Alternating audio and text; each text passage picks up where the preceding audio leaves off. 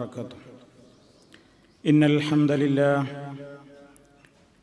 نحمده ونستعينه ونستغفره ونستهديه ونؤمن به ونتوكل عليه ونعوذ بالله من شرور أنفسنا ومن سيئات أعمالنا. من يهده الله فلا مضل له ومن يضلل فلا هادي له. وأشهد أن لا إله إلا الله وحده لا شريك له.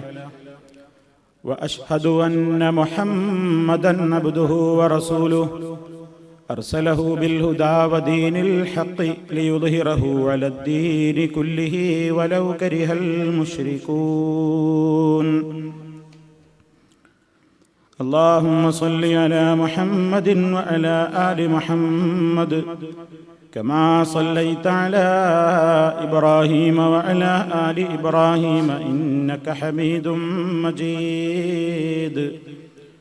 اللهم بارك على محمد وعلى آل محمد كما باركت على إبراهيم وعلى آل إبراهيم إنك حميد مجيد. أما بعد فإن خير الكلام كلام الله وخير الهدي هدي محمد صلى الله عليه وسلم وشر الأمور محدثاتها وكل محدثة بدعة وكل بدعة ضلالة. يا أيها الذين آمنوا اتقوا الله حق تقاته ولا تموتن إلا وأنتم مسلمون. أعوذ بالله من الشيطان الرجيم. ومنهم أميون لا يعلمون الكتاب إلا أماني وإن هم إلا يظنون. فويل للذين يكتبون الكتاب بأيديهم ثم يقولون هذا من عند الله ليشتروا به ثمنا قليلا فويل لهم مما كتبت أيديهم وويل لهم مما يكسبون. സ്നേഹമുള്ള സഹോദരന്മാരെ, സഹോദരികളെ, വിശ്വാസികളെ, അല്ലാഹു സുബ്ഹാനഹു വ തആല അവൻ്റെ പരിശുദ്ധ ഖുർആനിൻ്റെയും നബി സല്ലല്ലാഹു അലൈഹി വസല്ലമിൻ്റെ തിരുവചനങ്ങളുടെയും അടിസ്ഥാനത്തിൽ നമുക്ക് ഈ ലോകത്തിന് മുഴുവൻ മാർഗദർശനത്തിനാണ് മഹാനായ അഷ്റഫുൽ ഖൽഖ് സല്ലല്ലാഹു അലൈഹി വസല്ലമിനെ നിയോഗിച്ചത്. ഈ ലോകത്ത് മനുഷ്യൻ അനുഭവിച്ചു കൊണ്ടിരിക്കുന്ന എല്ലാ സന്മാർഗത്തിൻ്റെ അറിവുകളും മഹാനായ നബി സല്ലല്ലാഹു അലൈഹി വസല്ലമിലൂടെ ഈ ലോകത്തിന് പകർന്നു കിട്ടിയതാണ്. അതുകൊണ്ടൊക്കെ തന്നെയാണ് എല്ലാ വിധത്തിലുള്ള പോരായ്മകളിൽ നിന്നും അബദ്ധങ്ങളിൽ നിന്നും ഈ സമുദായത്തെ രക്ഷിക്കുവാൻ വേണ്ടി നിയുക്തനായ നബി സല്ലല്ലാഹു അലൈഹി വസല്ലമിനെ അള്ളാഹു പരിചയപ്പെടുത്തിയത് റഹ്മത്തുല്ലിൽ ആലമീൻ എന്നാണ്. സർവ ലോകർക്കും റഹ്മത്തായിക്കൊണ്ടല്ലാതെ അങ്ങയെ നാം അയച്ചിട്ടില്ല എന്നാണ് നബി സല്ലല്ലാഹു അലൈഹി വസല്ലമിന്റെ വരവിനെ സംബന്ധിച്ച്, നിയോഗത്തെ സംബന്ധിച്ച് അല്ലാഹു റബ്ബുൽ ആലമീൻ നമ്മെ അറിയിച്ചിട്ടുള്ളത്. പ്രവാചകൻ സല്ലല്ലാഹു അലൈഹി വസല്ലം വരുന്ന കാലഘട്ടത്തിലുണ്ടായിരുന്ന ജനത അന്ധകാരത്തിന്റെയും അന്ധവിശ്വാസങ്ങളുടെയും അതുപോലെ തന്നെ ഒരുപാട് അശ്ലീലങ്ങളുടെയും തോന്നിവാസങ്ങളുടെയും പ്രത്യേകമായ ഒരു ലോകത്ത് ജീവിച്ചിരുന്ന ആ ജനതയെ നബി സല്ലല്ലാഹു അലൈഹി വസല്ലം സ്വർഗീയമായ പാതയിലേക്ക് നയിക്കാൻ ആവശ്യമായ നിർദ്ദേശങ്ങൾ നൽകുകയായിരുന്നു. പ്രവാചകൻ സല്ലല്ലാഹു അലൈഹി വസല്ലം തന്നെ അത് നമുക്ക് വിശദീകരിച്ചു തന്നു.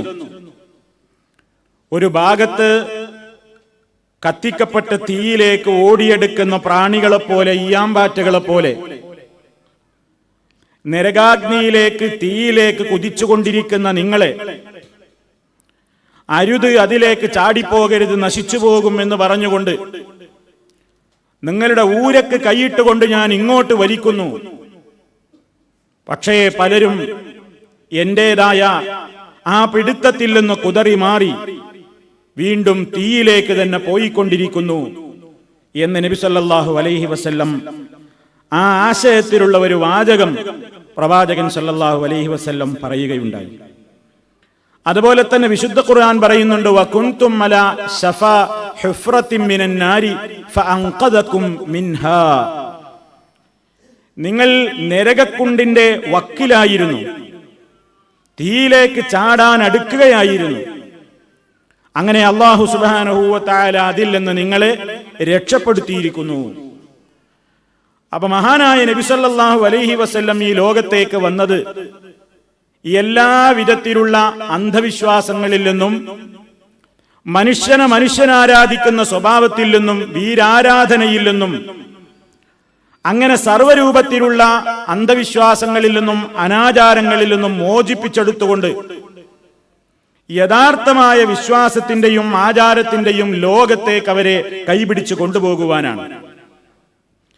ആ ശുദ്ധീകരണ പ്രക്രിയയാണ് നബി സല്ലല്ലാഹു അലൈഹി വസല്ലം നടത്തിയത്.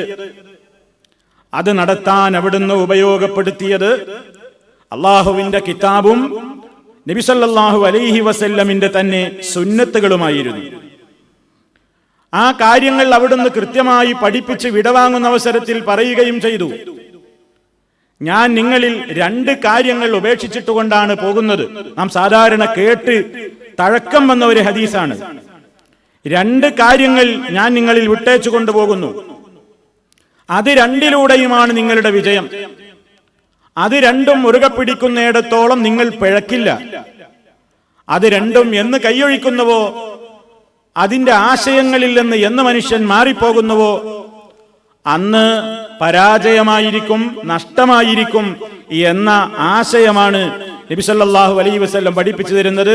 ഒന്ന് അള്ളാഹുവിന്റെ കിതാബാണ്, മറ്റൊന്ന് അഷ്റഫുൽ ഖൽഖ് സല്ലല്ലാഹു അലൈഹി വസല്ലമിന്റെ ചര്യകളുമാണ്. ഇതൊക്കെ പഠിപ്പിച്ച് പൂർത്തിയാക്കി ശുദ്ധീകരിച്ച ഒരു ജനതയെ കണ്ണ് നിറയെ കാണാനുള്ള അവസരം ലഭിച്ചുകൊണ്ടാണ് മഹാനായ നബി സല്ലല്ലാഹു അലൈഹി വസല്ലം തന്റെ ദൗത്യം ഈ ലോകത്തിന്റെ മുമ്പിൽ പൂർത്തിയാക്കി ഈ ലോകത്ത് നിന്ന് വിട പറഞ്ഞു പോയത്. പക്ഷേ നബി സല്ലല്ലാഹു അലൈഹി വസല്ലം ആ കാലഘട്ടത്തിൽ തന്നെ ഒരു പ്രധാനപ്പെട്ട കാര്യം പറഞ്ഞിട്ടുണ്ടായിരുന്നു. പ്രവാചകൻ പറഞ്ഞു, ശുദ്ധീകരിക്കപ്പെട്ടിട്ടുള്ള ഈ യഥാർത്ഥമായ മാർഗം, ആ മാർഗത്തിൽ നിന്ന് മനുഷ്യനെ തടയാനും തെറ്റിക്കാനും ലോകത്ത് ഒരുപാട് ശക്തികൾ വരും എന്ന് നബി സല്ലല്ലാഹു അലൈഹി വസല്ലം ഈ ഉമ്മത്തിനെ ശക്തമായ നിലയ്ക്ക് തന്നെ താക്കീത് നൽകിയിട്ടുണ്ട്. മഹാനായ നബി സല്ലല്ലാഹു അലൈഹി വസല്ലം ഒരിക്കൽ സഹാബിമാരോട് പ്രസംഗിച്ചു കൊണ്ടിരിക്കുകയാണ്, ക്ലാസ് എടുത്തു കൊടുത്തുകൊണ്ടിരിക്കുകയാണ്. ആ അവസരത്തിൽ അബ്ദുല്ലാഹി ഇബ്നു മസ്ഊദ് റളിയല്ലാഹു തആല അൻഹു പറയുന്നു, ഖത്തലനാ റസൂലുള്ളാഹി സ്വല്ലല്ലാഹു അലൈഹി വസല്ലം ഖത്തൻ. നബി സല്ലല്ലാഹു അലൈഹി വസല്ലം ഞങ്ങൾക്ക് ഒരു നേരായ വരയങ്ങ് വരച്ചു കാണിച്ചു തന്നു. വളവും തിരിവുമില്ലാത്ത, വക്രതയില്ലാത്ത ഒരു നേർ രേഖ നബി സല്ലല്ലാഹു അലൈഹി വസല്ലം അങ്ങ് വരച്ചു മണലിൽ. എന്നിട്ട് അവിടുന്ന് ഞങ്ങളോട് പറഞ്ഞു, ഹദാ സബീലുല്ലാഹ്, ഇതാണ് അല്ലാഹുവിന്റെ മാർഗം ജനങ്ങളെ, ഇതാണ് റബ്ബിന്റെ നേരായ മാർഗം. സുമ്മ ഖത്ത ഖുതൂതൻ അൻ യമീനിഹി വഅൻ ശിമഅൻ യസാരിഹി. പിന്നീട് നബി സല്ലല്ലാഹു അലൈഹി വസല്ലം ആ നേരായ രേഖയുടെ വലതുവശത്തും ഇടതുവശത്തുമൊക്കെയായിട്ട് ചില വരകൾ അങ്ങ് വരച്ചു. ചില വരകളും അതുപോലെ തന്നെ വളഞ്ഞു വളഞ്ഞു പോകുന്ന ചില മാർഗരേഖകളുമൊക്കെ നബി സല്ലല്ലാഹു അലൈഹി വസല്ലം ഈ നേരായ പാതയുടെ തൊട്ട് വലത്തും ഇടത്തുമൊക്കെയായിട്ട് പലതും വരച്ചു. എന്നിട്ട് നബി സല്ലല്ലാഹു അലൈഹി വസല്ലം അതിലേക്കൊക്കെ ചൂണ്ടിയിട്ട് സഹാബിമാരോട് പറയുന്നു, ഹാദിഹി സുബുലുൻ, ഇതൊക്കെ ഈ പഠിപ്പിച്ച ഞാൻ നിങ്ങൾക്ക് നേരെ കാണിച്ചു തന്ന നേരിന്റെ വരയില്ലേ, ആ വരയ്ക്ക് വിപരീതമായ മറ്റുള്ള മാർഗങ്ങളാണ്. ആ വരയിൽ നിന്ന് തെറ്റിക്കുന്ന മറ്റു ചില മാർഗങ്ങളാണ്, വഴികളാണ്. ആ വഴികളുടെയൊക്കെ പ്രത്യേകത അലാ കുല്ലി സബീൽ, അതിൽ നിന്നുള്ള ഓരോ വഴിയുടെയും ആമുഖത്തുണ്ട് ശൈത്താനുൻ യദ്ഉ ഇലൈഹി, അതിലേക്ക് ക്ഷണിക്കുന്ന ഓരോ ശൈത്താന്മാരുണ്ട്. എന്നിട്ട് നബി സല്ലല്ലാഹു അലൈഹി വസല്ലം ആയത്തോതുകയാണ് തെളിവായി, വ അന്ന ഹാദാ സിറാത്തീ മുസ്തഖീമൻ ഫത്തബിഊഹു വലാ തത്തബിഉസ് സുബുൽ ഫതഫറഖ ബികും മൻ സബീലിഹി. അല്ലാഹു സുബ്ഹാനഹു വ തആലയുടെ വചനം നബി സല്ലല്ലാഹു അലൈഹി വസല്ലം ഈ കാര്യം ചെയ്തിട്ട് ഓതിക്കൊടുക്കുകയാണ്. വ അന്ന ഹാദാ സിറാത്തീ മുസ്തഖീമാ, ഇതാണ് എന്റെ നേരായ മാർഗം. ഫത്തബിഊഹു, നിങ്ങൾ അതിനെ മാത്രം പിൻപറ്റണം, അതിനെയാണ് നിങ്ങൾ പിൻപറ്റേണ്ടത്. വലാ തത്തബിഉസ് സുബുൽ, മറ്റുള്ള മാർഗങ്ങളെ, മറ്റുള്ള വഴികളെ നിങ്ങൾ ഒരിക്കലും പിൻപറ്റിപ്പോകരുത്. ഫതഫറഖ ബികും മൻ സബീലിഹി, അത് അല്ലാഹുവിന്റെ നേരായ മാർഗത്തിൽ നിന്ന് നിങ്ങളെ തെറ്റിച്ചു കളയുന്നതാണ്, നിങ്ങളെ ഭിന്നിപ്പിച്ചു കളയുന്നതാണ് എന്ന് ആയത്തിന്റെ ആ വാചകവും നബി സല്ലല്ലാഹു അലൈഹി വസല്ലം ഞങ്ങൾക്ക് ഓതി കേൾപ്പിച്ചു തന്നു എന്ന് മഹാനായ സ്വഹാബി ഇബ്നു മസ്ഊദ് റളിയല്ലാഹു തആല അൻഹു പറയുന്നു.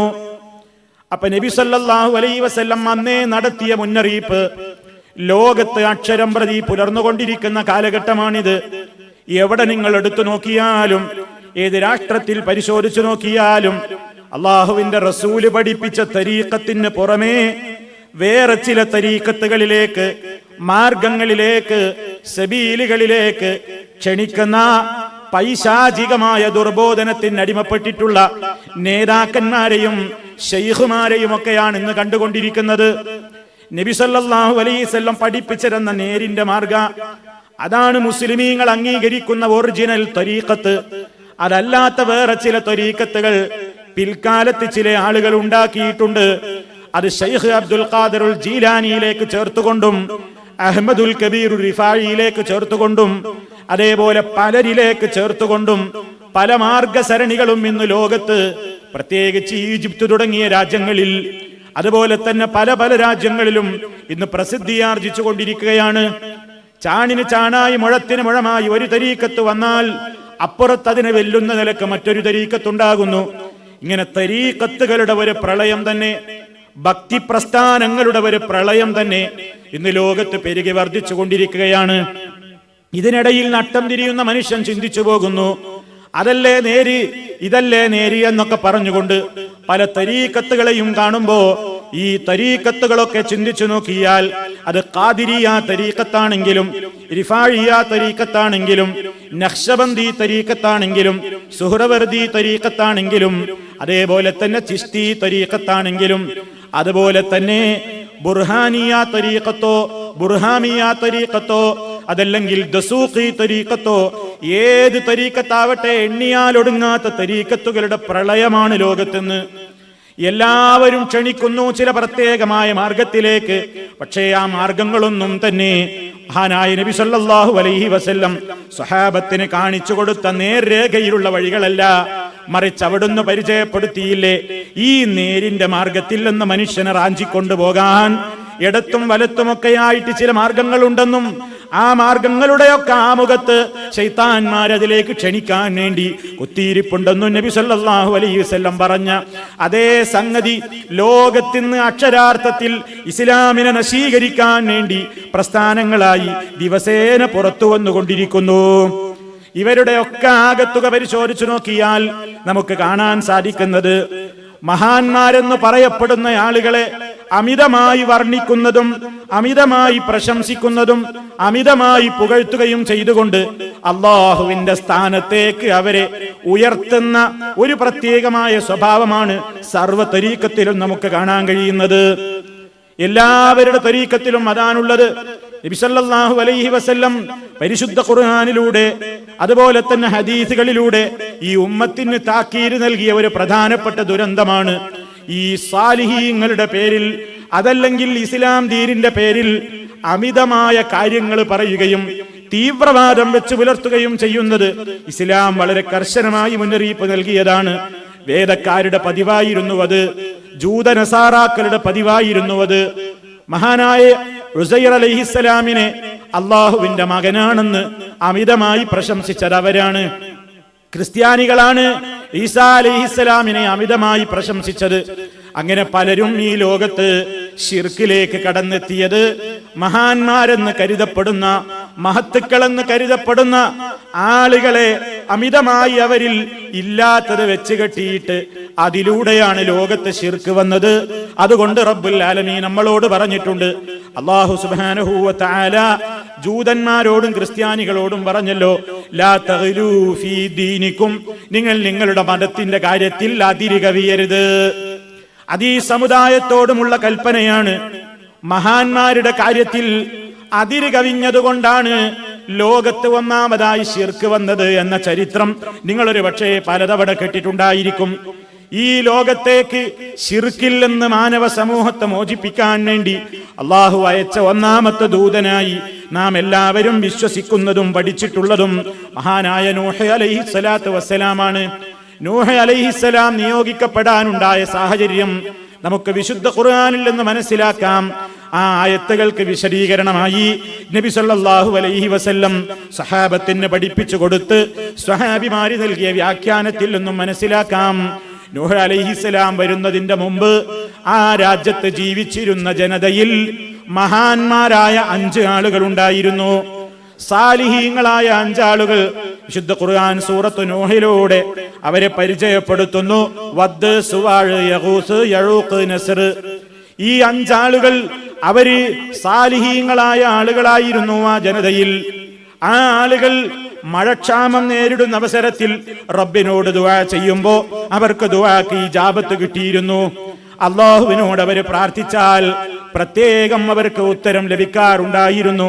അങ്ങനെ അവർ ജീവിച്ചിരുന്ന കാലഘട്ടത്തിൽ ജനങ്ങൾക്കിടയിൽ ഏറെ മതിപ്പുണ്ടായിരുന്ന, ബഹുമാനമുണ്ടായിരുന്ന 5 ആളുകളായിരുന്നു ഈ പറയപ്പെട്ട പേരുകളുള്ള 5 ആളുകൾ.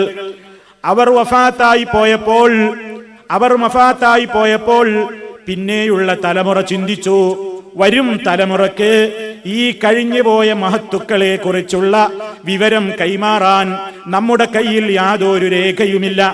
അതുകൊണ്ട് നമുക്കൊരു കാര്യം ചെയ്യാം. ഇബ്ലീസ് ആ കാലഘട്ടത്തിലെ മനുഷ്യരുടെ മനസ്സിലേക്ക് ശിർക്കിലേക്കുള്ള കാൽവെപ്പിന് തുടക്കം കുറിച്ചതാണത്. ആ മനുഷ്യരുടെ മനസ്സുകളിൽ തോന്നിപ്പിച്ചു, നമുക്കൊരു കാര്യം ചെയ്യാം, വരും തലമുറക്ക് ഓർമ്മയ്ക്ക് വേണ്ടി മാത്രമായി ഈ 5 ആളുകളുടെ പ്രതിമകളെ നമുക്കുണ്ടാക്കാം. അങ്ങനെ ലോകത്ത് ഒന്നാമതായി പ്രതിമാ നിർമ്മാണം തുടങ്ങുകയായി. പ്രതിമകൾ നിർമ്മിക്കപ്പെടുകയായി. വദ്ദിന്റെ പേരിൽ സുവാഴിന്റെയും യഗൂസിന്റെയും യഊഖിന്റെയും നസ്റിന്റെയും ഒക്കെ പേരിൽ വിഗ്രഹങ്ങൾ ഉണ്ടാക്കപ്പെട്ടു.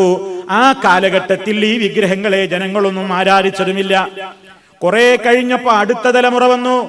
ആ തലമുറ വന്നു നോക്കുമ്പോ ഈ ഭൂമിയിൽ അവർ കാണുന്നത് പ്രത്യേകമായ 5 ആളുകളുടെ വിഗ്രഹങ്ങളെ അവർ കാണുന്നുള്ളൂ.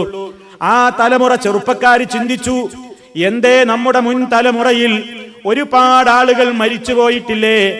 അവരെയൊന്നും ഇങ്ങനെ പ്രതിമയായി കാണാനില്ലല്ലോ. ഇവരെ മാത്രമല്ലേ ഈ ഭൂമുഖത്ത് പ്രതിമയായി കാണാനുള്ളൂ. അപ്പോ ഇവർക്കെന്തോ പ്രത്യേകതയുണ്ടെന്നുറപ്പാണ്. ജനങ്ങൾ അങ്ങനെ ചിന്തിച്ചു എന്ന് മാത്രമല്ല, അവരുടെ മനസ്സിൽ ദുർബോധനങ്ങൾ ഉണ്ടായി. എന്താണ് അവരുടെ മനസ്സിൽ ദുർബോധനങ്ങൾ ഉണ്ടായത്? ഈ ആളുകളൊക്കെ നമ്മുടെ കഴിഞ്ഞുപോയ പൂർവീകരുടെ തലമുറകളിലെ മഹത്തുക്കളായിരുന്നു. അതല്ലേ അവര് മാത്രം ഈ ഭൂമിയിൽ ഇങ്ങനെ വിഗ്രഹമായി നിലനിൽക്കുന്നത്? മറ്റുള്ളവരൊക്കെയും പോയില്ലേ? അതുകൊണ്ട് നമുക്ക് ആരാധനകൾ സമർപ്പിക്കാനും പ്രാർത്ഥിക്കാനും നേർച്ച വഴിപാടുകൾ അർപ്പിക്കാനും പൂജകളും നൈവേദ്യങ്ങളും സമർപ്പിക്കാനും നമ്മുടെ പ്രശ്നങ്ങൾ നേടിയെടുക്കാനും ഒക്കെ നല്ലത് ഇവരാണ്. ഇവർക്ക് അള്ളാഹുവിനോട് പ്രത്യേകമായ അടുപ്പവുമുണ്ട്. അതുകൊണ്ട് ആരാധനകൾ ഇവർക്ക് നൽകാം. ഇവര് അള്ളാഹുവിൽ നിന്ന് കാര്യം നേടിത്തരും എന്ന വിശ്വാസത്തോടുകൂടി ഇതുവരെ പൂജിക്കപ്പെടാതിരുന്ന, ഓർമ്മയ്ക്ക് വേണ്ടി മാത്രമായി സ്ഥാപിക്കപ്പെട്ട ആ 5 വിഗ്രഹങ്ങളെ അടുത്ത തലമുറ പൂജിക്കാൻ തുടങ്ങി, ആരാധിക്കാൻ തുടങ്ങി, അവയുടെ മുമ്പിൽ വണങ്ങാൻ തുടങ്ങി, അവയ്ക്ക് നേർച്ച വഴിപാടുകൾ അർപ്പിക്കാൻ തുടങ്ങി. അങ്ങനെ ലോകത്ത് ശിർക്ക് തുടങ്ങി. ശിർക്കിന്റെ ഉത്ഭവം അങ്ങനെയാണ്. അത് അന്ന് മുതൽ ഇന്ന് വരെയും ലോകത്ത് നിലനിൽക്കുന്നു. മഹത്തുക്കൾ എന്ന് പറയപ്പെടുന്ന ആളുകളുടെ, മഹാന്മാരുടെ പേരിൽ അമിതമായ കാര്യങ്ങൾ അവരുടെ മേലിൽ ഇല്ലാത്തത് പറഞ്ഞുണ്ടാക്കി. അള്ളാഹുവിന്റെ സ്ഥാനത്തേക്ക് അവരെ ഉയർത്തുന്ന ആ നിലക്കുള്ള കാര്യങ്ങൾ പറയുകയും അത് എഴുതിയുണ്ടാക്കുകയും ചെയ്തു. അങ്ങനെ ലോകത്ത് ഓരോ മഹത്തുക്കളെ സംബന്ധിച്ചും മഹാത്മാക്കളെ സംബന്ധിച്ചും പല അമ്പിയായിനെ സംബന്ധിച്ചും അവരുടെ പിന്നീട് വന്നിട്ട് എത്രയോ തലമുറകൾ മാറി മാറി വന്നപ്പോ അവരെപ്പറ്റി അന്ധവിശ്വാസങ്ങൾ പ്രചരിപ്പിച്ചു, അവരെപ്പറ്റി ഇല്ലാത്ത അമിതമായ വർണ്ണനകൾ ഉണ്ടാക്കി. അതൊക്കെ പല രൂപത്തിൽ അവർ പ്രചരിപ്പിക്കുകയും ചെയ്തു. ഈ സ്വഭാവം ദൈവീകമായ ആൾ പരിവേഷം മഹാന്മാരിൽ കൊടുക്കുന്ന ഈ സ്വഭാവം ജൂത ക്രിസ്ത്യാനികളിൽ നന്നായി ഉണ്ടായിരുന്നു. അതുകൊണ്ട് അള്ളാഹു അവരോടത് കർശനമായി വിരോധിക്കുകയും ചെയ്തു. അതാണ് ഞാൻ നേരത്തെ പറഞ്ഞത്, അള്ളാഹു അവർക്ക് അവതരിപ്പിച്ചു കൊടുത്ത തൗറാത്തുണ്ടായിരുന്നു, അള്ളാഹ് അവതരിപ്പിച്ചു കൊടുത്ത ഇഞ്ചീൽ ഉണ്ടായിരുന്നു. പക്ഷേ ജൂതനും ക്രിസ്ത്യാനിയും ഒക്കെ വായിച്ചു നോക്കുമ്പോ അതിലൊന്നും പ്രവാചകന്മാരെ ആരാധിക്കാൻ ഒന്നും കാണുന്നില്ല.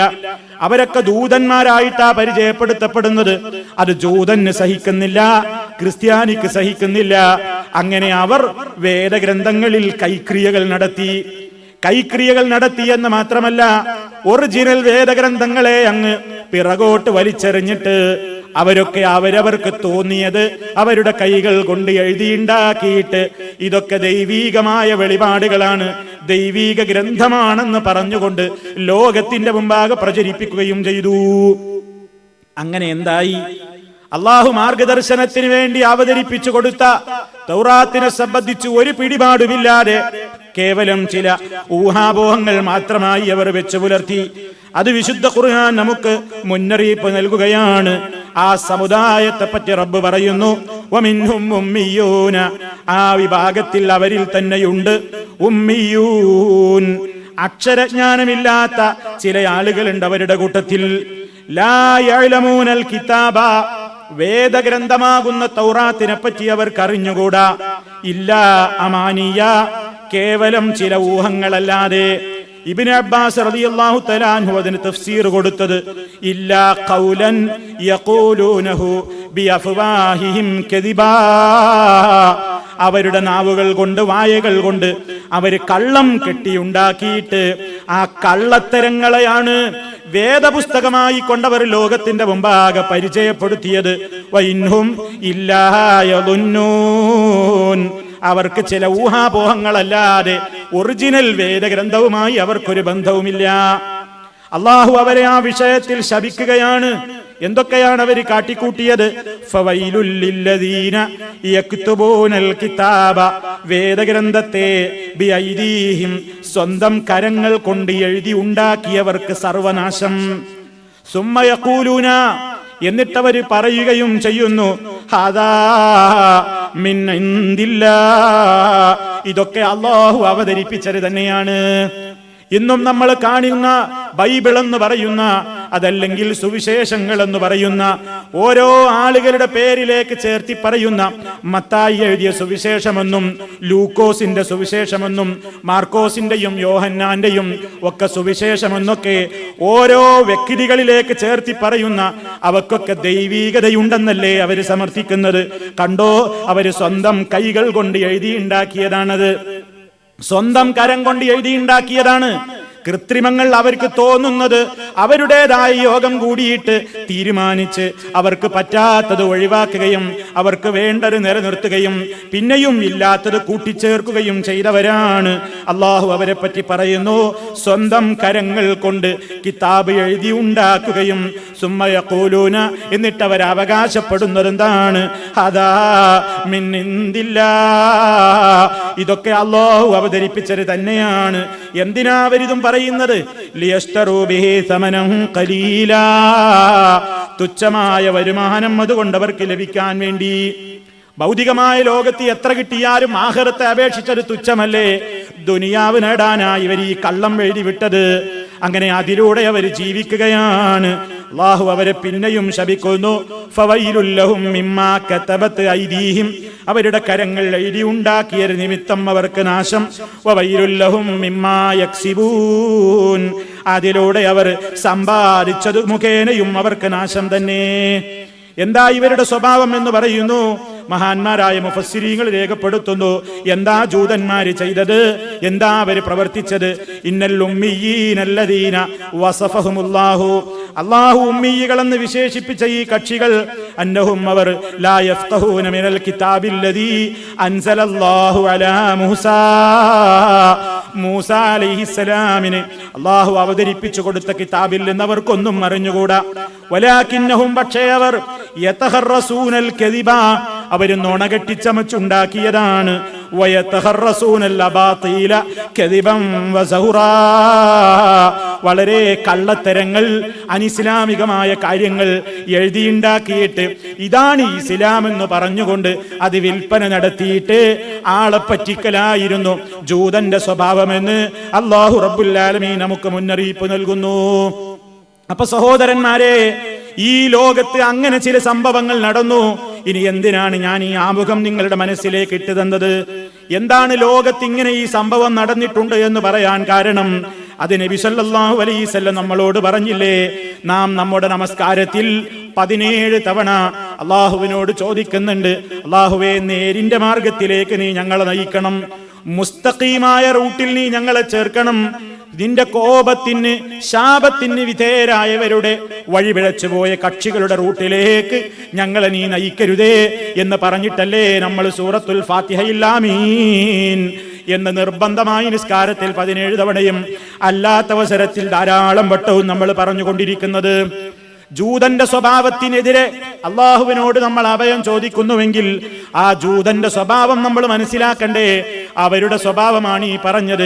മഹത്തുക്കളായ ആളുകളെ സംബന്ധിച്ച് ഇല്ലാത്ത വർണ്ണനകൾ പറഞ്ഞ് ദൈവീകമായ വേദഗ്രന്ഥത്തെ അവർക്ക് വേണ്ട രൂപത്തിൽ മാറ്റിത്തിരുത്തലുകൾ വരുത്തിയിട്ട് സ്വന്തം കൈകൾ കൊണ്ട് നേതാക്കന്മാരുടെ അമിത പ്രശംസകൾ എഴുതിയിട്ട് അത് വിറ്റുകാശുണ്ടാക്കി അത് പ്രചരിപ്പിച്ച് മനുഷ്യന്റെ വിശ്വാസത്തെ തകർക്കുന്ന, അവന്റെ ഈമാനിനെ ഛിന്ന ഭിന്നമാക്കി കളയുന്ന സ്വഭാവം ജൂതന്മാർക്കുണ്ട് ജനങ്ങളെ.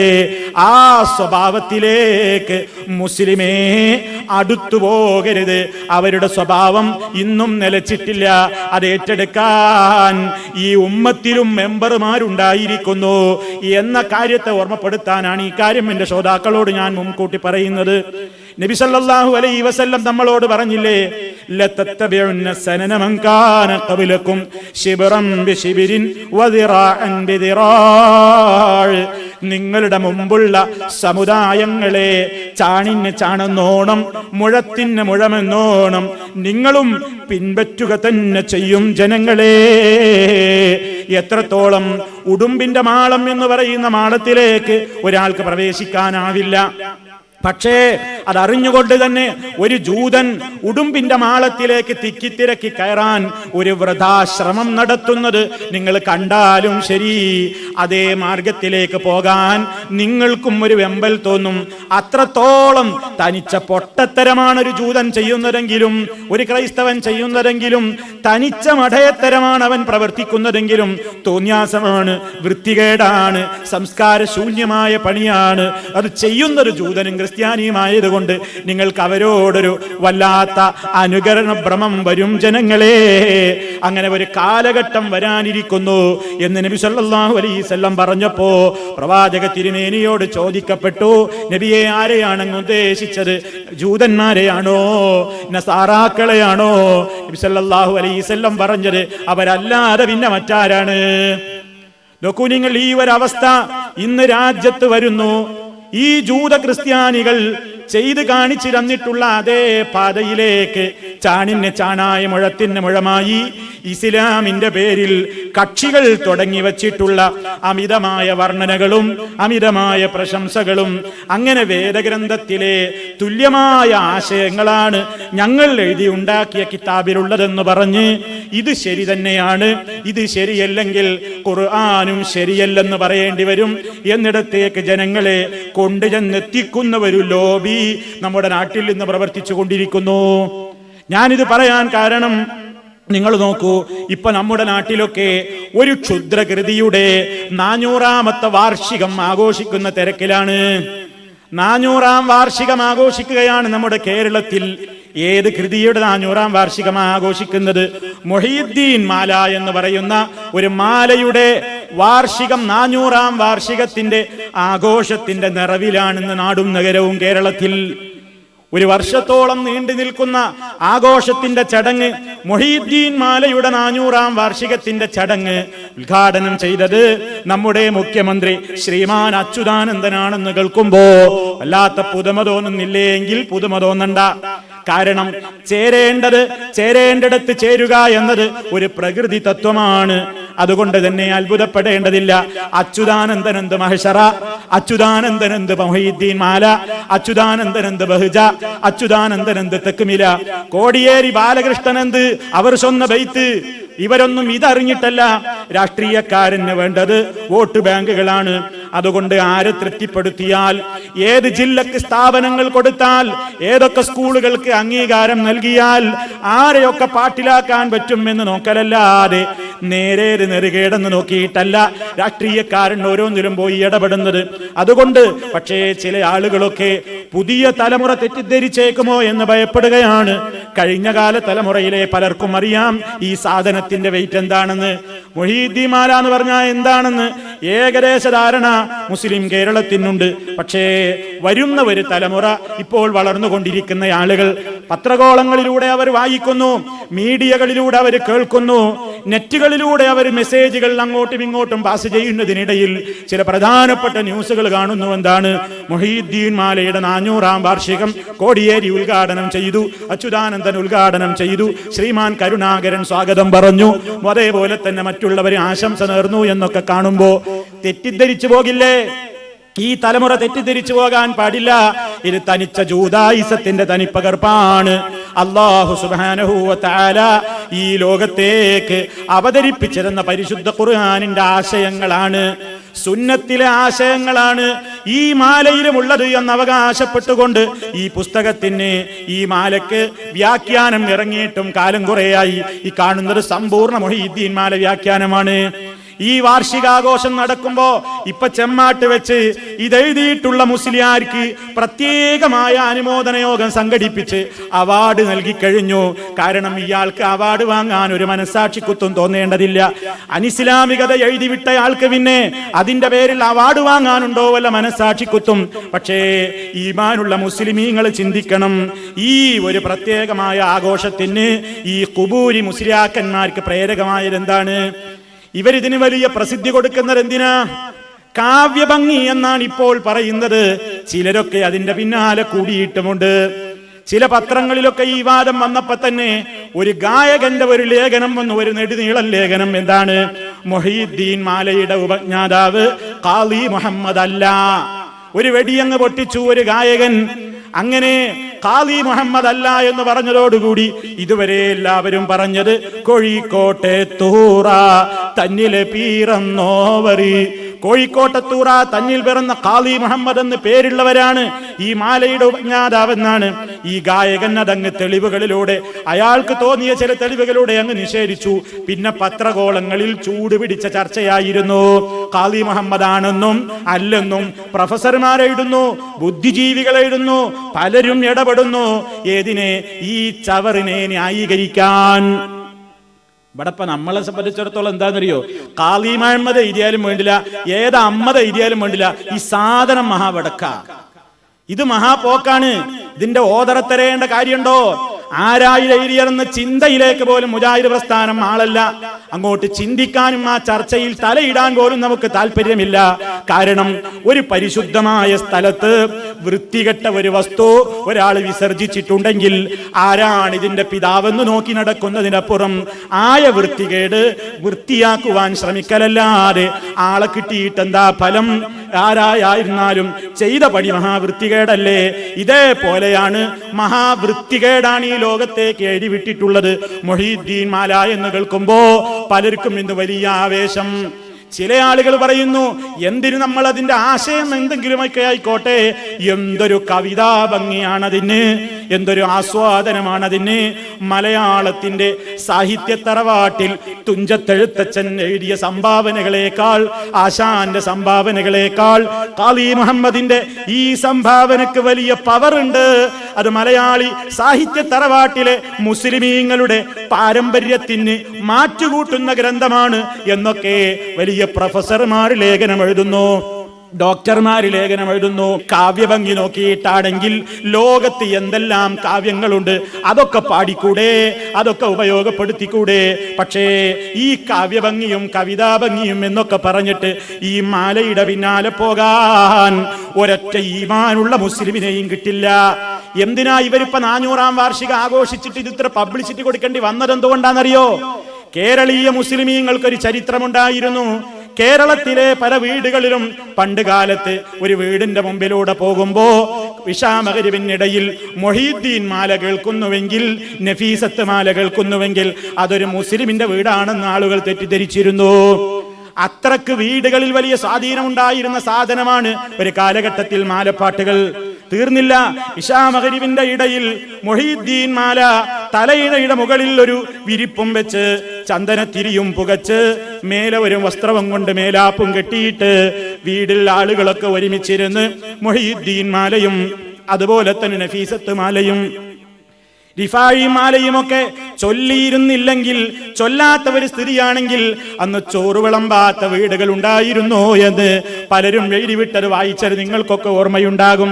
അത്രമാത്രം വലിയ ഒരു സ്ഥാനം ഖുർആൻ എന്ന ആളുകൾക്കറിയില്ല, ഖുർആൻ ഓതാൻ വരെ അറിയില്ല.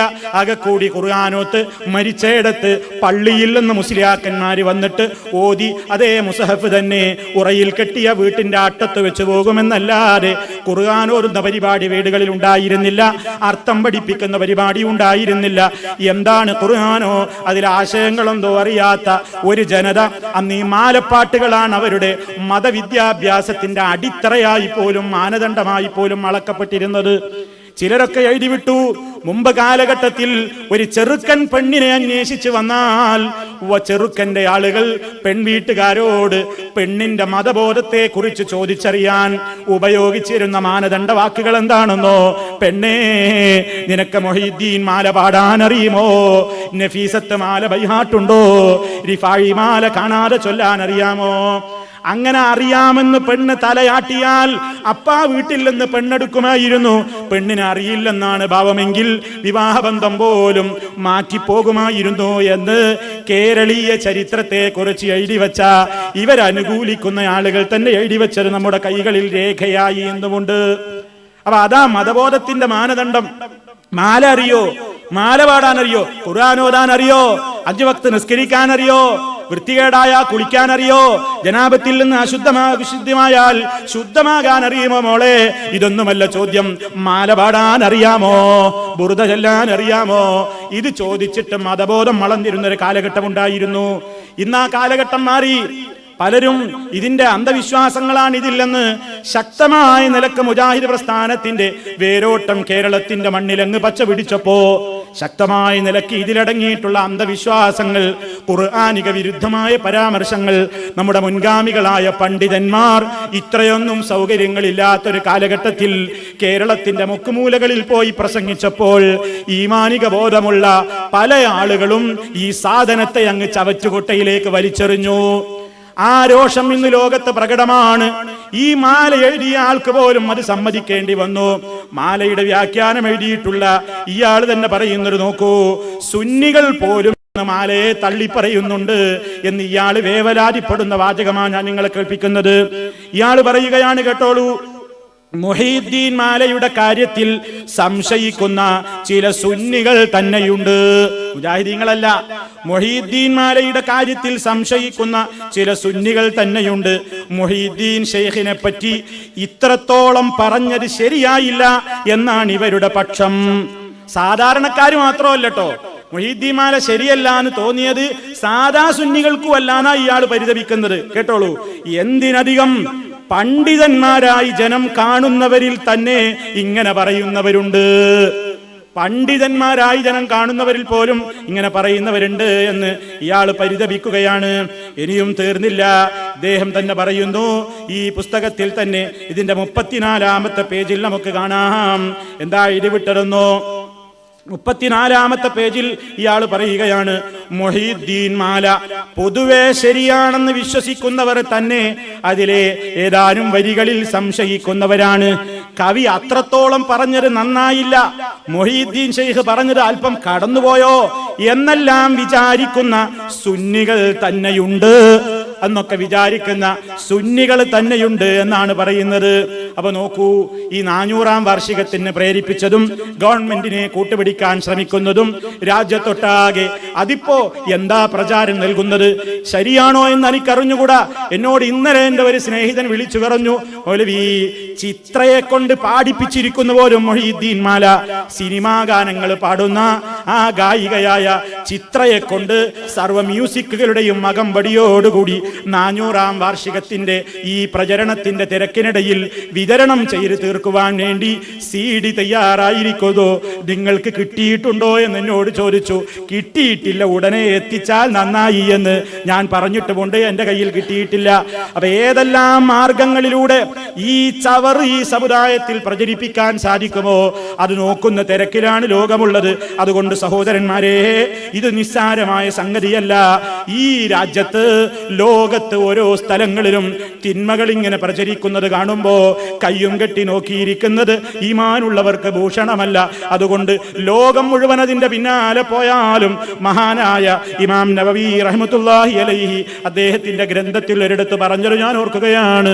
നീ ഒരിക്കലും ധാരാളം ആളുകൾ തെറ്റിന്റെ പിന്നാലെ പോകുന്നത് കണ്ടിട്ട് അത് ശരിയാണോ എന്നോർത്ത് വഞ്ചിതനായി പോകരുത്.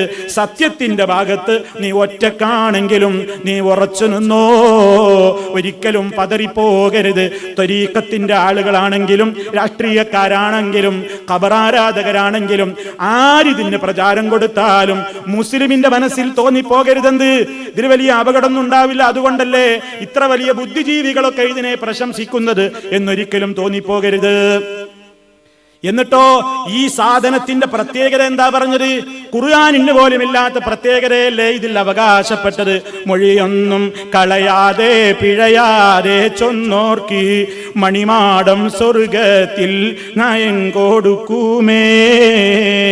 മൊഴിയൊന്നും കളയാതെ പിഴയാതെ ചൊന്നോർക്ക്, മൊഹീദ്ദീമാല അക്ഷരത്തെറ്റൊന്നും കൂടാതെ ഒരുത്തൻ ചൊല്ലിയാൽ മണിമാടം സ്വർഗത്തിൽ നായൻ കൊടുക്കുമെന്നാണ് അല്ലാഹു റബ്ബുൽ ആലമീൻ. അവന്റെ സ്വർഗലോകത്ത് മണിമാടം ഇങ്ങനെ തയ്യാറാക്കി വെച്ചിരിക്കുന്നു. എന്തിന്? ഖാദി മുഹമ്മദ് ഉണ്ടാക്കിയ മാല തെറ്റുകൂടാതെ ചെല്ലുന്നവർക്ക് അഡ്മിഷൻ കൊടുക്കാൻ വേണ്ടി പ്രത്യേകം മണിമാടം തയ്യാറാക്കപ്പെട്ടിരിക്കുന്നു. മാത്രമാണോ, എന്തെല്ലാം രൂപത്തിലുള്ള കാര്യങ്ങളായി ഇതിൽ പറഞ്ഞത്. എന്ത് കാവ്യഭംഗി ഉണ്ടായിട്ടെന്താ കാര്യം? അറബി മലയാളത്തിൽ തന്നെ പലരും എഴുതിയ കവിതകൾ നമ്മുടെ മലയാളക്കരയിലില്ലേ? എന്തേ ആരും അതിന്റെ വാർഷികം ആഘോഷിക്കുന്നില്ല? ആരും അതിന്റെ പിന്നാലെ പോകുന്നില്ല? കാരണം അതിലൊന്നും റബ്ബല്ലാത്തവരെ പ്രാർത്ഥിക്കാനുള്ള കൽപ്പനകളില്ല, അല്ലാഹു അല്ലാത്തവരെ വിളിച്ചു ദുആ ചെയ്യാനുള്ള കൽപ്പനകളില്ല. ഈ മാലയിലാണെങ്കിൽ അതൊക്കെ ധാരാളം ഉണ്ട് താനും. അതുകൊണ്ടാ ഇതിനിത്ര വലിയ പബ്ലിസിറ്റി. മാത്രല്ല, ഇതിലങ്ങോട്ട് ചേർന്നാലോ, ഈ തരീഖത്തിന് മെമ്പറായാൽ, ഈ മാലയുടെ അനുയായിയായി മാറിക്കഴിഞ്ഞാൽ എന്താ, നരകത്തെ കാക്കുന്ന മലക്ക് തന്നെ അങ്ങ് പറഞ്ഞു കൊടുത്തതല്ലേ, നരകത്തിൽ നിന്റെ മുരീദാരും ഇല്ലെന്ന് നരകത്തെ കാക്കും മലക്ക് പറഞ്ഞോവറി. മലക്ക് പറഞ്ഞു എന്നാണ്. മാലിക് എന്ന മലക്ക് മുഹീദ്ദീൻ ശൈഖിനോട് പറഞ്ഞു, നിന്റെ തരീഖത്തിൽ മെമ്പറായ ഒരൊറ്റ കുട്ടി എന്റെ നരകത്തിലില്ല, ഉറപ്പ് കൊടുത്തിട്ടുണ്ട് എന്നാണ്. അപ്പൊ നമുക്ക് സംശയം ഉണ്ടാവില്ലേ, എന്താ മാലക്കാരൻ വിശദീകരണം കൊടുക്കുന്നത് കേട്ടോളൂ. എവിടുന്നാ ഇപ്പൊ ഇയാൾ ഇത് കേട്ടത്? മുഹീദ്ദീൻ ശൈഖ് മാലിക്കിനെ എവിടുന്നാ കണ്ടത് ഇതൊക്കെ കേൾക്കാൻ എന്നൊക്കെ സംശയിക്കുന്നവരുണ്ടാകും. സംശയിക്കൊന്നും വേണ്ട, ഇയാളുടെ മറുപടി കേട്ടോളൂ. എന്നാൽ പിന്നെ മാലിക്കിനെ ശൈഖ് അവറുകൾ എവിടെ വെച്ചാണ് കണ്ടത്? ചോദ്യം. ശൈഖ് മാലിക്കിന്റെ അരികിലേക്ക് അങ്ങോട്ട് പോയതോ മാലിക് ശൈഖിന്റെ അരികിലേക്ക് ഇങ്ങോട്ട് വന്നതോ? ഇത്തരം ചോദ്യങ്ങൾ ഇവിടെയുണ്ട്. ഈ ചോദ്യങ്ങൾക്ക് ശൈഖ് അവറുകളോ മറ്റോ മറുപടി വ്യക്തമാക്കിയതായി ഞാൻ കണ്ടിട്ടില്ല. നുണ പറയുമ്പോ പിന്നെ കാണുമോ? നുണയല്ലേ പറയണത്? അല്ലെ ഇപ്പൊ ശൈഖ് അവറുകൾ അത് പറഞ്ഞിട്ടുണ്ടോ? ഞാൻ കണ്ടിട്ടില്ല. അങ്ങോട്ട് പോയിട്ട് കിട്ടിയതാണോ, മാലിക് ശൈഖ് ജീലാന്റെ അടുത്തേക്ക് ഇങ്ങോട്ട് വന്നതാണോ? എനിക്കറിഞ്ഞൂടാ. ഇനി അവസാനം പിന്നെ മൂപ്പര് പറയാം, എന്തെങ്കിലും പിന്നെ ഒന്ന് പറയണ്ടേ? അറിഞ്ഞൂടാന്ന് അറിഞ്ഞോണ്ട് ഇപ്പൊ ജനം വിടൂലല്ലോ. അതുകൊണ്ട് പിന്നെ എഴുതുന്നു. പക്ഷേ അതുകൊണ്ട് കുഴപ്പമില്ല. ഇപ്പൊ അതറിയാത്തോണ്ട് കുഴപ്പമില്ല. മാലിക് ഇങ്ങോട്ട് വരുന്നതിനും ഷെയ്ഖ് അങ്ങോട്ട് പോകുന്നതിനും തടസ്സമില്ല. ഇങ്ങോട്ടും വരാ, ഷെയ്ഖിന് അങ്ങോട്ടും പോകാം. ഇനി പകുതി വഴി രണ്ടുപേരും യാത്ര ചെയ്ത് ഇടക്ക് വെച്ച് ചോദ്യോത്തരം നടക്കുന്നതിനും കുഴപ്പമില്ല. ഷെയ്ഖ് ഇങ്ങനെ പറയാ, മാലിക്കേ, നിങ്ങൾ ഭയങ്കര തിരക്കിലല്ലോ ഇപ്പൊ അവിടെ, നിങ്ങൾ ഇങ്ങോട്ട് വരണ്ട, ഞാൻ അങ്ങോട്ട് വരൂലേ. മൊയ്തി ഷെയ്ഖ് ഇവിടുന്ന് പുറപ്പെട്ടു. അപ്പോൾ അവിടുന്ന് മാലിക്ക്, എന്റെ ജീലാനി, നിങ്ങൾക്ക് ഭയങ്കര തിരക്കിലല്ലോ, അപ്പൊ ഒരൊക്കെ സഹായിക്കേണ്ട തിരക്കല്ലേ, ഞാൻ ഇങ്ങോട്ട് വരൂലേ എന്ന് വിചാരിച്ച് മാലിക്ക് അവിടുന്ന് പുറപ്പെട്ട് ഇവിടുന്ന് അങ്ങോട്ടും. രണ്ടാളും കൂടി പകുതി വഴിയിലെത്തി. അവിടെ വെച്ചു ആകാം, അതിനും കുഴപ്പമില്ല. എന്തിനും കുഴപ്പമില്ല. ഈ മുസ്ലിമീങ്ങൾക്ക് ഇതൊക്കെ കുഴപ്പമാണ്. മുസ്ലിമീങ്ങൾക്ക് ഇതൊക്കെ കുഴപ്പമാണ്. നിങ്ങൾ നോക്കൂ, മഹാനായ നബി സല്ലല്ലാഹു അലൈഹി വസല്ലമിന്റെ അരിമ ശിഷ്യന്മാർ അബൂബക്കർ സിദ്ദീഖ് റളിയല്ലാഹു അൻഹു ഒരിക്കൽ പോലും മാലിക് എന്ന മലക്കുമായി കണ്ടിട്ടില്ല, സംസാരിച്ചിട്ടില്ല. ഉമർ ഖത്താബ് റളിയല്ലാഹു അൻഹുവിനെ കാണാൻ ഇങ്ങോട്ട് വന്നിട്ടില്ല. ഉസ്മാൻ റളിയല്ലാഹു അൻഹു അങ്ങോട്ടും പോയിട്ടില്ല. അലിയാരെ ഇങ്ങോട്ടും കാണാൻ വന്നിട്ടില്ല. ഇനി പകുതി വഴിക്ക് ഇവർ അങ്ങോട്ടും മാലിക് പകുതി വഴിക്ക് ഇങ്ങോട്ടും നടന്നിട്ടും ഒരു സംഭാഷണവും നടന്നതായി ഖുർആനിലില്ല, ഹദീസിലുമില്ല. ഈ നിലക്കൊക്കെ അമിതമായ വർണ്ണന അങ്ങ് കൊടുത്തതാണ്. ഇനിയും ധാരാളം പറയുന്നുണ്ട്. അവസാനം എന്താ പറഞ്ഞത്? എന്തിനു ചോദിക്കുകയാണെങ്കിലും മുഹീദ്ദീൻ ഷെയ്ഖിനെ കൂട്ടിക്കൊണ്ടേ അള്ളാഹിനോട് ചോദിക്കാവൂ. എന്ത് കാവ്യഭംഗിയായി ഇതിലുള്ളത്! ഈ നിലക്ക് കവിതാ ഭംഗിയുണ്ടെന്ന് പറഞ്ഞിട്ട് ഇതിനെ പ്രോത്സാഹിപ്പിച്ച് പ്രൊമോട്ട് ചെയ്യുമ്പോ ഈമാനുള്ള മുസ്ലിമീങ്ങൾ ഒതുങ്ങിയിരിക്കാൻ പാടില്ല. നിങ്ങളുടെ കുടുംബങ്ങളിൽ ഈ പത്രവാർത്തകൾ അവർ കാണുന്നുണ്ട്, അവർ വായിക്കുന്നുണ്ട്. പാവപ്പെട്ടവരാണവർ, മുസ്ലിം ഉമ്മവങ്കന്മാര്, വളർന്നു വരുന്ന ചെറുപ്പക്കാരികള്, നമ്മുടെ വളർന്നു വരുന്ന മക്കൾ, ഇവർക്ക് അറിഞ്ഞുകൂടെ എന്താണ് ഈ സാധനമെന്ന്. ഇങ്ങനെ വലിയ നേതാക്കന്മാരൊക്കെ ഇതിനെ ഇങ്ങ് കൊണ്ടു നടക്കുന്നത് കാണുമ്പോ, വാർഷികാഘോഷ ചടങ്ങൊക്കെ കാണുമ്പോ തെറ്റിദ്ധരിച്ചു പോകും. അതുകൊണ്ട് മുന്നറിയിപ്പ് കൊടുക്കണം. അല്ലാഹു റബ്ബുൽ ആലമീൻ ഒരിക്കലും പൊറുക്കാത്ത മഹാപാതകമായ ശിർക്കിന് വേണ്ടി പ്രേരിപ്പിക്കുന്ന വരികളാണ് മക്കളെ ഇതിലുള്ളത്.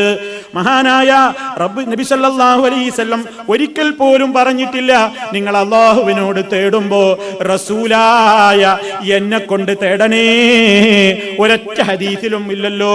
അതേ അവസരത്തിൽ മാലയിൽ പറയുന്നതോ, യാതാലൊരിക്കലും അല്ലാഹ് തേടുകിൽ എന്നെ കൊണ്ടല്ലാട് തേടുവീനെന്നോവറി. നിങ്ങൾ ഏതൊരു കാര്യം അല്ലാഹുവിനോട് തേടുമ്പോഴും എന്നെ കൊണ്ട് തേടണം എന്നാണ് ശൈഖ് ജീലാനി പറയുന്നത്. ജീലാനിയുടെ പേരിൽ മുരീദന്മാര് ഖാദി മുഹമ്മദ് കെട്ടിയുണ്ടാക്കിയതാണ്.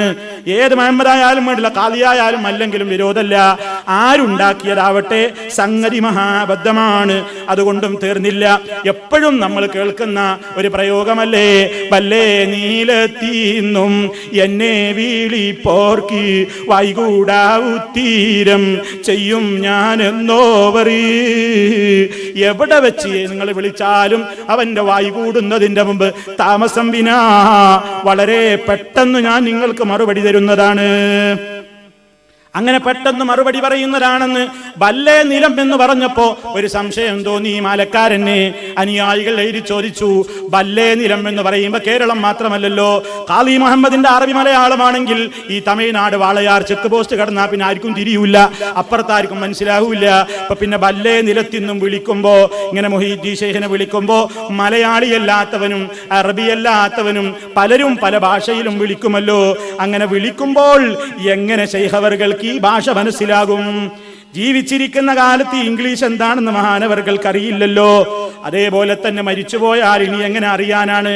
അങ്ങനെ ഭാഷാ പ്രശ്നം വന്നപ്പോൾ ഇയാള് പേജുകളോളം ഭാഷാ പ്രശ്നത്തിന് പരിഹാരം കൊടുത്തറൊന്ന് കേൾപ്പിക്കാം. എന്താണ് ഇതിൽ പറഞ്ഞിരുന്നു? വളരെ പെട്ടെന്ന് ഞാൻ വായിച്ചു തീർക്കാം. മുഹീദ്ദീൻ ഷെയ്ഖിനെ പല ഭാഷക്കാർ വിളിക്കുമ്പോ എങ്ങനെയാ ഷെയ്ഖിന് കാര്യം മനസ്സിലാകുക? ഇംഗ്ലീഷുകാരനും പറയുന്നുണ്ട്, ഹിന്ദിയിലും പറയുന്നുണ്ട്, ഉറുദുവിലും വിളിക്കുന്നുണ്ട്, തമിഴനും വിളിക്കുന്നുണ്ട്, കന്നഡയിലും വിളിക്കുന്നുണ്ട്. എല്ലാ ഭാഷക്കാരിലും കുബൂരികളുണ്ടല്ലോ, ഖുറാഫികളുണ്ടല്ലോ. ചില ആളുകൾ വിചാരിച്ചാൽ എന്താണെന്നറിയോ, ഏതെങ്കിലും ഒരു അറബിയെ കെട്ടുകൊട്ടിച്ച് വന്നാൽ, മക്കയിൽ നിന്നൊരാൾ വന്നു എന്ന് പറഞ്ഞാൽ മുസ്ലിം കേരളത്തിലെ ആളുകളെ തെറ്റിദ്ധരിപ്പിക്കാമെന്നാണ്. അങ്ങനെ ബുർദ പാടാൻ വേണ്ടി മൊറോക്കോവിൽ നിന്ന് ഞങ്ങൾക്ക് ആള് വന്നിരിക്കുന്നു, മക്കത്ത് നിന്ന് ആള് വന്നിരിക്കുന്നു, ഈജിപ്തിൽ നിന്ന് വന്നിരിക്കുന്നു എന്നൊക്കെ പത്രത്തിൽ അങ്ങ് പരസ്യം കൊടുത്താൽ ആളുകൾ കുടുങ്ങിപ്പോകുന്ന ചില ആളുകൾ വിചാരിച്ചത് മുസ്ലിമീങ്ങൾക്കുണ്ടോ അങ്ങനെ വല്ല രാജ്യത്തിന്റെ പ്രശ്നവും? മക്ക എന്ന് പറയുന്ന പവിത്ര രാജ്യത്ത് തന്നെയല്ലേ മഹാനായ മുഹമ്മദ് റസൂലുള്ളാഹി സ്വല്ലല്ലാഹു അലൈഹി വസല്ലം ജനിച്ചത്? അതേ രാജ്യത്തല്ലേ മഹാനായ അബൂബക്കർ സിദ്ദീഖ് റളിയല്ലാഹു തആല അൻഹു ജനിച്ചത്? അതേ രാജ്യത്ത് തന്നെയല്ലേ മഹാമോശക്കാരനായ അബൂലഹബും അബൂജഹലും ഒക്കെ ജനിച്ചു വീണത്? അതുകൊണ്ട് രാജ്യത്തിന്റെ പവറൊന്നും പറഞ്ഞിട്ട് ആളുകളെ പറ്റിക്കേണ്ടതില്ല. വിഷയമാണ് മർമ്മം. നിങ്ങൾ നോക്കൂ, അത് ഞാൻ സാന്ദർഭികമായി ഓർമ്മപ്പെടുത്തിയതാണ്. ഭാഷാ പ്രശ്നം ഒരു വിഷയമേ അല്ല എന്നാണ് ഇതിൽ കൊടുത്ത മറുപടി. നിങ്ങൾ നോക്കൂ, മുഹീദ്ദീൻ ശൈഖിനെ വിളിക്കുമ്പോൾ ആ വിളിയിൽ മുഹീദ്ദീൻ എന്ന നാമം ഏതായാലും ഉണ്ടായിരിക്കുമല്ലോ. അതാണ് ഇപ്പൊ ഇതിന് മറുപടി. മുഹീദ്ദീൻ ആ വിളിയിൽ എന്തായാലും ഉണ്ടാകും. കാരണം തന്നെ വിളിക്കുന്നവർ യാ അബ്ദുൽ ഖാദർ മുഹീദ്ദീൻ എന്ന് വിളിക്കണമെന്ന് അദ്ദേഹം നിർദ്ദേശിച്ചിട്ടുണ്ട്. മുഹീദ്ദീൻ ശൈഖ് ആദ്യം പറഞ്ഞിട്ടുണ്ട്, എന്നെ വിളിക്കുമ്പോ എന്താണ് കോഡെന്താണ്? യാ അബ്ദുൽ ഖാദർ മുഹീദ്ദീൻ, അങ്ങനെ വിളിക്കണം എന്നാണ്. അപ്പൊ ഏത് ഭാഷക്കാരനും അങ്ങനെ വിളിക്കുക. അബ്ദുൽ ഖാദർ മുഹീദ്ദീൻ എന്ന നാമം ഏത് ഭാഷയിലും ഏത് ഭാഗത്തും വിളിക്കുന്നത് അങ്ങനെ തന്നെയാണല്ലോ. എഴുതുമ്പോൾ മാത്രമേ ഭാഷയുടെ വ്യത്യസ്തത പ്രകടമാവുകയുള്ളൂ. അപ്പൊ ഉറുദുവിലും ഹിന്ദിയിലും ഒക്കെ എഴുതുമ്പോഴല്ലേ ഇപ്പൊ അബ്ദുൽ ഖാദർ എന്ന് വ്യത്യാസം വരുള്ളൂ. പറയുമ്പോ ഒക്കെ എന്തെന്നെ വരിക? അബ്ദുൽ ഖാദർ അബ്ദുൽ ഖാദർ എന്നാണ്. അപ്പോ അബ്ദുൽ ഖാദർ മുഹീദ്ദീൻ എന്ന നാമം ഇംഗ്ലീഷുകാരനും മലയാളിയും മറ്റും ഒരുപോലെ തന്നെയാണ് പറയുക. പക്ഷേ പറയുന്ന ശൈലിയിൽ നേരിയ മാറ്റമുണ്ടായേക്കാമെന്ന് മാത്രം. യാ അബ്ദുൽ ഖാദർ മുഹീദ്ദീൻ എന്ന് വിളിച്ച് ഒരു ഇംഗ്ലീഷുകാരൻ മുഹീദ്ദീൻ ശൈഖിനോട് ഇംഗ്ലീഷിൽ കുറെ സഹായാഭ്യർത്ഥന നടത്തി എന്ന് വെക്കുക. ഇവിടെ ആദ്യത്തിലുള്ള യാ അബ്ദുൽ ഖാദർ മുഹീദ്ദീൻ എന്നത് ഏതായാലും ശൈഖിന് മനസ്സിലാകുമല്ലോ. ഇനി യാ അബ്ദുൽ ഖാദർ മുഹീദ്ദീൻ എന്നയാൾ വിളിച്ചത് എന്നെയാണോ എന്ന് ശൈഖ് സംശയിക്കാനും സാധ്യതയുണ്ട്. കാരണം ഈ പേരിൽ ലോകത്ത് പലരുമുണ്ടല്ലോ. മുഹീദ്ദീൻ ശൈഖ് ഇങ്ങനെ കേൾക്കും, യാ അബ്ദുൽ ഖാദർ മുഹീദ്ദീൻ കേൾക്കുമ്പോൾ മുഹീദ്ദീൻ ശൈഖ് ഒന്ന് ചടകുടഞ്ഞ് എഴുന്നേറ്റ്, ആരോ എന്നെ വിളിക്കുന്നുണ്ടല്ലോ, എന്നെ തന്നെ എന്നോട്ട് ഉറപ്പില്ല. കാരണം അബ്ദുൽ ഖാദറുകൾ കുറെ ഉണ്ടേനും അബ്ദുൽ ഖാദർ എന്നാ കേൾക്കുകയും ചെയ്തു. ഇനിയിപ്പോ എന്താ വഴി? ശൈഖ് അവറുകൾ ഉടനെ അള്ളാഹുമായി ബന്ധപ്പെടുന്നു.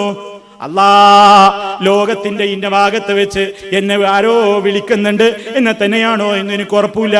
പക്ഷേ വിളി കേട്ടത് ഓ അബ്ദുൽ ഖാദറേ എന്നാണ് വിളിച്ചിട്ടുള്ളത്. അതുകൊണ്ട് അയാൾ ആ പറയുന്നത് എന്താണ്? അയാളുടെ ഭാഷ എനിക്ക് മനസ്സിലാകുന്നില്ല, ആ പറയുന്നതും എനിക്ക് തിരിഞ്ഞിട്ടില്ല. അതൊന്ന് പരിഭാഷപ്പെടുത്തി തരണേ, അതൊന്നും മനസ്സിലാക്കി തരണേ എന്ന് ശൈഖ് അവറുകൾ അള്ളാനോട്. അപ്പൊ അള്ളാഹ് ട്രാൻസ്ലേറ്റ് ചെയ്ത് കൊടുക്കും. അപ്പൊ മുഹീദ്ദീൻ ശൈഖ് പറയും, എന്നാ പഠിച്ചോനെ ജനാണ് കൊടുത്തളാ. അള്ളാഹ് അങ്ങനെ റേഷൻ ഷാപ്പിൽ അരി ഇളക്കാൻ കുത്തിരിക്കുക, മറ്റോൻ ചീട്ട ചെയ്ത ഈ വക സാധനങ്ങളെ കൊടുത്തിട്ടാണ് ഇതിങ്ങനെ വലിയ പ്രചാരവും പ്രസിദ്ധിയൊക്കെ കൊടുക്കുന്നത്. അപ്പൊ ആ നിലക്കൊക്കെ ഇത് ജനങ്ങൾക്കിടയിൽ ഇങ്ങനെ സ്വീകാര്യത ഉണ്ടാക്കാൻ വേണ്ടിയുള്ള ശ്രമങ്ങൾ നടക്കുന്നുണ്ട്. സഹോദരന്മാരെ, നിസ്സാരമായ സംഗതിയല്ല. നമ്മൾ ഉണരണം, ബാധ്യതയുണ്ട്. സമൂഹത്തിൽ മുൻകറുകൾ ഇങ്ങനെ പ്രചാരത്തിൽ വരുമ്പോ വെറുതെ ഇരിക്കാൻ പാടില്ല. കഴിയുന്ന നിലക്ക് പ്രതികരിക്കണം. അതിന് പ്രതികരിക്കാൻ മനസ്സുകൊണ്ട് വെറുക്കാനെങ്കിലും തയ്യാറില്ലാത്തവന്റെ ഹൃദയത്തിൽ അണുത്തൂക്കം പോലും ഈമാനില്ല. ഈമാനുള്ളത് ഒരു കടുകുമണി തൂക്കം പോലും അവന്റെ ഹൃദയത്തിൽ ബാക്കിയില്ലാത്തത് കൊണ്ടാണ് അവൻ പ്രതികരിക്കാതിരിക്കുന്നത് എന്നാണ് മഹാനായ മുഹമ്മദ് റസൂലുള്ളാഹി സ്വല്ലല്ലാഹു അലൈഹി വസല്ലം പറഞ്ഞിട്ടുള്ളത്. അതുകൊണ്ട് സഹോദരന്മാരെ, ഇത് ബദരീകൾ പടുത്തുയർത്തിയ പാതയാണ്. ചോര കൊടുത്ത് ജീവൻ കൊടുത്ത് ഈ രാജ്യത്ത് നിലനിർത്തിപ്പോന്ന ലാ ഇലാഹ ഇല്ലല്ലാഹയുടെ ആ ആദർശത്തിന്റെ തനിമയിൽ വെള്ളം ചേർക്കാനുള്ള ഗൂഢമായ ശ്രമങ്ങൾ സർക്കാർ തലത്തിൽ അംഗീകാരം ഉണ്ടിട്ട് നടത്തുകയാണെങ്കിൽ പോലും വിശ്വാസികൾ അത് വകവെച്ച് കൊടുക്കില്ല, ഉറപ്പാണത്. അതുകൊണ്ട് പ്രമാണങ്ങൾ കൊണ്ട് നമ്മളത് നേരിടും. അതുകൊണ്ട് പ്രമാണങ്ങൾ എന്താണെന്ന് പഠിക്കണം, മനസ്സിലാക്കണം, ചിന്തിക്കണം, നാം ഇത് ഉൾക്കൊള്ളണം. ഈ മായാവലയത്തിൽ അകപ്പെട്ടിട്ടുള്ള ഒരുപാട് സഹോദരീ സഹോദരങ്ങൾ കേരളത്തിലും ഇവിടെയുമൊക്കെയുണ്ട്. അവർക്ക് ഈ സന്ദേശത്തെ എത്തിച്ചു കൊടുക്കണം. അവരെ ആ ചെളിക്കുണ്ടിൽ നിന്ന് രക്ഷപ്പെടുത്തണം. വിശുദ്ധ ഖുർആനിന്റെ വഴിത്താരയിലേക്ക് അവരെ കൈപിടിച്ചു കൊണ്ടുവരാൻ നമുക്ക് സാധിക്കണം.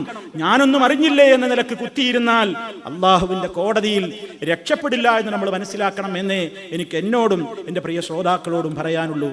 അതുകൊണ്ട് നാം ഈ കാര്യത്തിന്റെ ഗൗരവം മനസ്സിലാക്കിയിട്ട് വേണ്ടത് ചെയ്യണം. അത് നമ്മുടെ ബാധ്യതയാണ് എന്ന് ഓർമ്മപ്പെടുത്തുകയാണ്. റഹ്മാനായ റബ്ബുൽ ആലമീൻ ആദർശത്തിന്റെ തനിമ അതെന്നും കാത്തു സൂക്ഷിച്ചുകൊണ്ട് ജീവിതത്തെ വിശ്വാസ ശുദ്ധീകരണത്തിലും ആദർശ ശുദ്ധീകരണത്തിലുമൊക്കെ ശ്രദ്ധിച്ചുകൊണ്ട് മുന്നോട്ട് പോകുന്ന മഹാഭാഗ്യവാന്മാരുടെ കൂട്ടത്തിൽ അള്ളാഹു നമ്മയേവരെയും ഉൾപ്പെടുത്തി അനുഗ്രഹിക്കുമാറാകട്ടെ.